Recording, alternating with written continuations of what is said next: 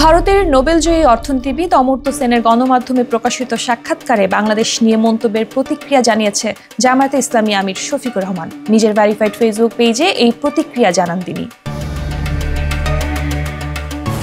ভারতের বার্তা সংস্থা পিটিআইকে একটি সাক্ষাৎকার দেন নোবেলজয়ী অর্থনীতিবিদ অমর্ত্য সেন। গতকাল রোববার এই সাক্ষাৎকারটি প্রকাশিত হয়। এতে তিনি প্রধান উপদেষ্টা অধ্যাপক মোহাম্মদ ইউনূসের সরকারের চ্যালেঞ্জ, সংখ্যালঘু নির্যাতনের অভিযোগ, ক্ষমতাচ্যুত আওয়ামী লীগকে নিষিদ্ধ করার বিষয়সহ নানা ইস্যুতে কথা বলেন।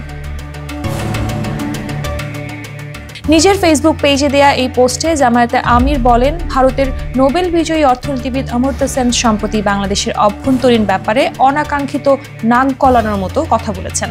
জানি না তার বিবেক কোথায়। বাংলাদেশকে সহনশীলতার সবক দেওয়ার কোনো প্রয়োজন নেই। তিনি যে দেশে এবং সমাজে বসবাস করেন সেই সমাজের আয়নায় নিজেকে দেখার চেষ্টা করুন।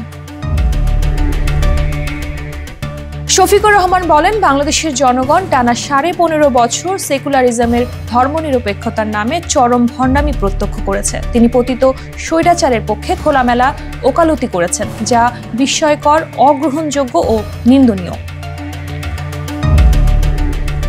পোস্টে জামায়াতে আমির বলেন, জামায়াতে ইসলামী সম্পর্কে যা বলেছেন তার বৃদ্ধমূল ধারণা থেকে বলতে চেয়েছেন। বাস্তবতা পুরোটাই উল্টো।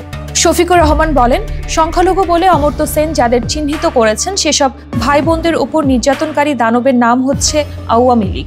সাহস থাকলে তা বলে দিন। পারবেন না, কারণ আপনারা সীমাবদ্ধ সুশীল।